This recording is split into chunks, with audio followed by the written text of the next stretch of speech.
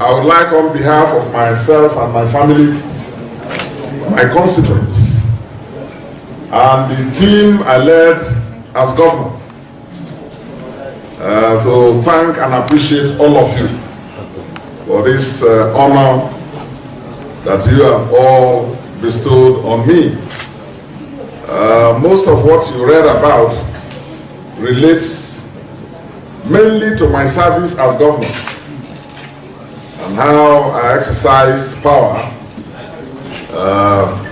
for the service and to the benefit of the people of Bayelsa State and all humanity by extension. I believe that is at the foundation of my service, and that's the way it should be with everyone in public service. We are not in public service for ourselves.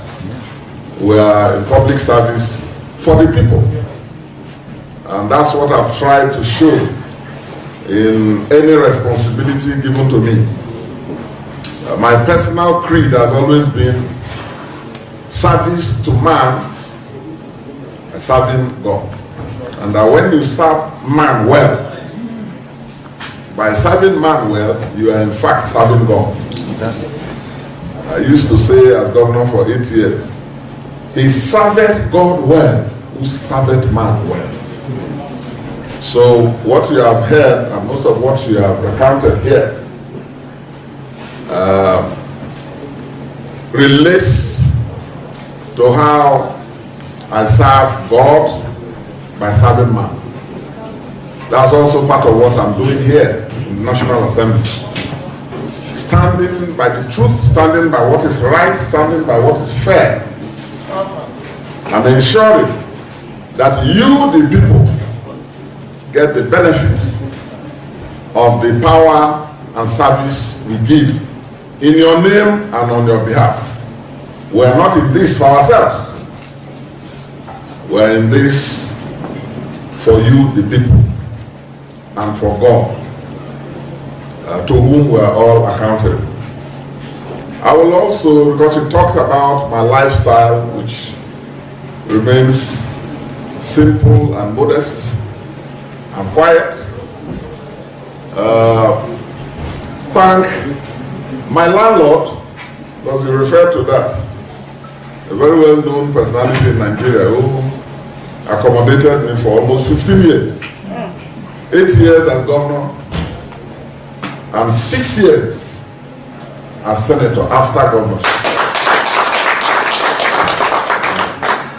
It was just last December that I was able to complete my own house and moved there.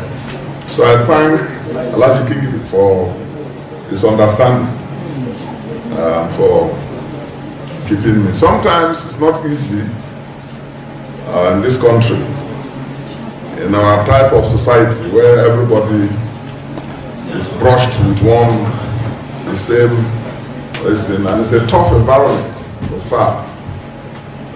Propaganda, blackmail, and whitewashing you, blackmailing you, and so on. But in the midst of it, I can, from my own story, say there are honest Nigerian public officers. Yeah. There are some honest, hardworking, patriotic Nigerian. There may be few, but they are there. And I want to thank you and urge you to recognize more of such people.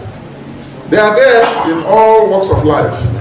If you look closely, you will see among the so-called people say rot in the judiciary even, you will see some honest, hard-working judges, magistrates, justices. If you look at the police, heavily criticized, and by the way, I was a policeman myself. You know, that's why I was very tough on law and order. I was a law and order governor, brought sanity to my state, and flushed out criminals. You know, and also address the causes of crime and criminality. You fight criminality, but you also fight the causes. That's why I use education as a tool. Not just education for its own sake, for capacity building, which is good, but education as a tool for social stability. and law and order. So even in the police, if you look carefully, you see people who are honest, doing their jobs diligently, honestly, to the best of their ability, in spite of the challenges of the environment. That's the way it is in the banking sector. Even in corporate Nigeria, you see people who are honest, hardworking. Even in all fields, even in politics, where all leaders are vilified and called different names. You just heard a little bit about me, and what I did in this citation that has been read. But I can tell you I'm not alone.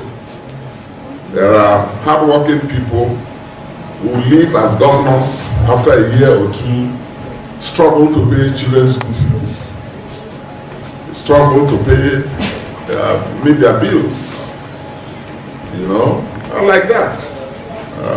Legislators here, whose story is also the same, but I want to thank you, the civil society organizations, for taking interest in some of the things we do that we think people don't notice, for encouraging us as part of what we are doing. And the things you do, the things we do that you think people don't see or know, there are people who are watching and who are noting. They may be powerless to stop you. They may be voiceless to challenge you. They may have no strength, but they are watching. And they have taken notes. They know. And if men are taking notes, you can imagine what is happening with our Creator, Almighty God. God too is taking notes of the things we do, the things we say, and the reasons we do the things we do and say. And it's our prayer that God should give us the wisdom to understand that our assignments don't just end here. Our assignments should be to the benefit of all humanity who come our way and who are affected by what we do.